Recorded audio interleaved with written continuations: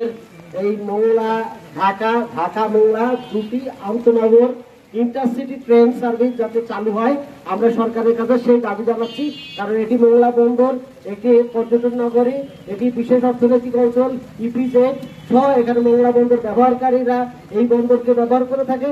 তো সব মিলায়ে অর্থনৈতিকভাবে, রাজনৈতিকভাবে, সামাজিকভাবে, আন্তর্জাতিকভাবে এই মোংলা খুবই গুরুত্বপূর্ণ। সুতরাং এটার সাথে রেল সংযোগ ঢাকা মোংলা, মোংলা ঢাকা রেল সংযুক্ত হওয়া খুবই জরুরি। সেই কারণে এই বৃষ্টির মধ্যে দুর্যোগপূর্ণ আবহাওয়াকে উপেক্ষা করে আমরা মোংলাবাসী আমরা এখানে এই মানববন্ধনের কর্মসূচি পালন করছি। আমরা মাননীয় রেলপথ মন্ত্রণালয়ের উপদেষ্টার কাছে জোর দাবি জানাই যে অবিলম্বে আমাদের মোংলা ঢাকা এবং ঢাকা মোংলা দুটি আন্তনগর ট্রেন সার্ভিস চালু করা হোক। সেই লক্ষ্যে আমাদের আজকের এই মানববন্ধন। খুলনার সাথে অলরেডি মোংলা রেল সংযোগ আছে এবং সামান্য একটু লাইন নির্মাণ করলেই সরাসরি ঢাকার লাইনের সাথে আমরা সংযোগ হয়ে যাব।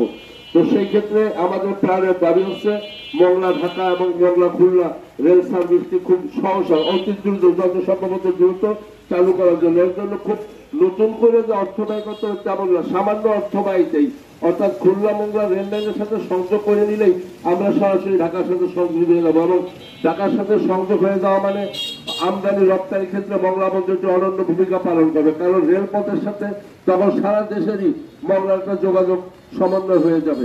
বন্দরের উন্নয়নের সাথে এইটা সংযুক্ত কি কারণে?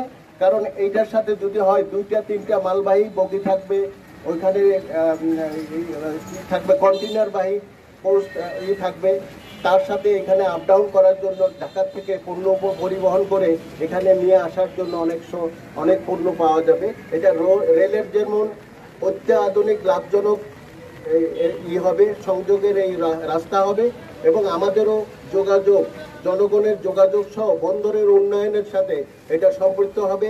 জোর দাবি জানাবো মোংলা বন্দরের পক্ষ থেকে, মোংলাবাসীর পক্ষ থেকে, দক্ষিণ অঞ্চলের লোকজনের পক্ষ থেকে এই দাবি পূরণ করার জন্য সরকারের কাছে এবং পর্যটন শিল্পকে উন্নয়নের জন্য এইটা সংযোগ দেওয়ার জন্য আমি সরকারের কাছে এবং রেল মন্ত্রণালয়ের কাছে আমি দাবি জানাচ্ছি।